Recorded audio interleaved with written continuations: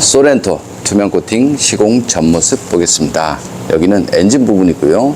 하부에 있는 커버는 모두 분리가 되었습니다.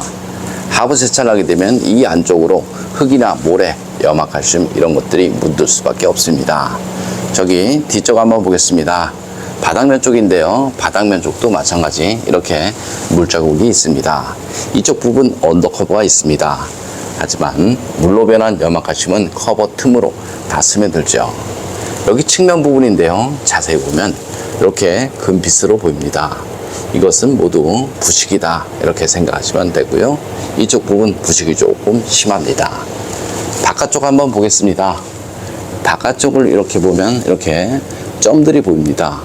모두 부식이 발생이 되었습니다. 이 차는 출고된 지 한 5개월 정도 되었다 이렇게 보시면 됩니다. 저기 조수석 쪽 한번 보겠습니다. 조수석 쪽 이렇게 봤을 때 이쪽 부분 약간씩 부식이 보입니다. 이렇게 점록이 보이는데요. 바깥쪽 한번 보겠습니다. 바깥쪽은 조금 심하죠. 이렇게 물이 머물 수 있는 곳 이런 곳은 모두 부식이 발생이 되었습니다. 이 차는 구령 차량 아니고요. 출고된 지 4, 5개월 정도 되었다 이렇게 보시면 되고요. 머플러보다 부식이 많습니다. 머플러 쪽 이렇게 보면 부식이 별로 없습니다.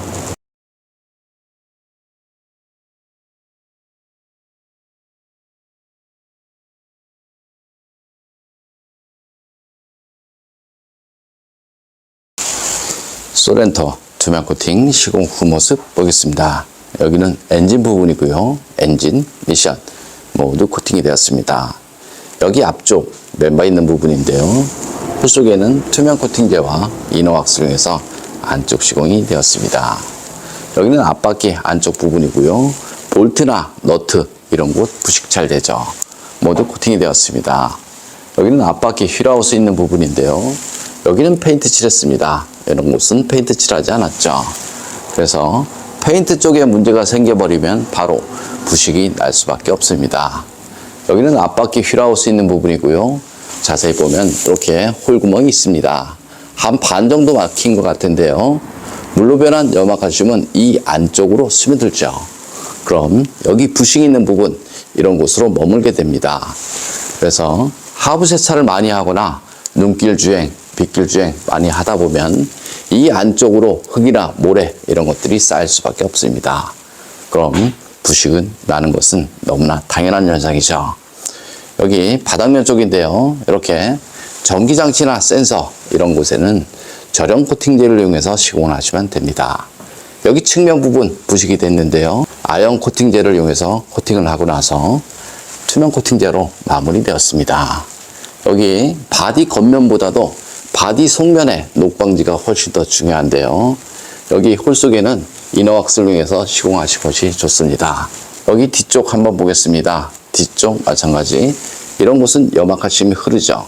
볼트나 너트 이런 곳에 하부 세차를 많이 하다 보면 볼트 자체가 쩔어붙어서 자동차 수리 자체가 안 되는 경우 굉장히 많습니다.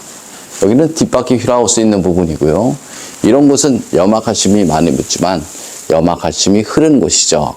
여기 자세히 보면 이렇게 접합 부분이 있습니다. 용접 부분 마찬가지고요. 여기 철판과 철판 사이로 염화칼슘이 스며들죠. 그래서 부식이 발생이 되면 이런 곳에 생기는 것이 아니고요. 이렇게 접합 부분, 물이 머물 수 있는 곳 그런 곳에 부식이 발생이 됩니다. 투명 코팅 장점을 보겠습니다.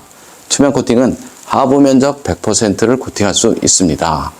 겉면, 속면 모두 코팅이 가능하기 때문에 사실상 염화칼슘이 묻어도 하부 세차는 필요 없다 이렇게 생각하시면 됩니다. 코팅나라 보증에 대해서 설명드리면요.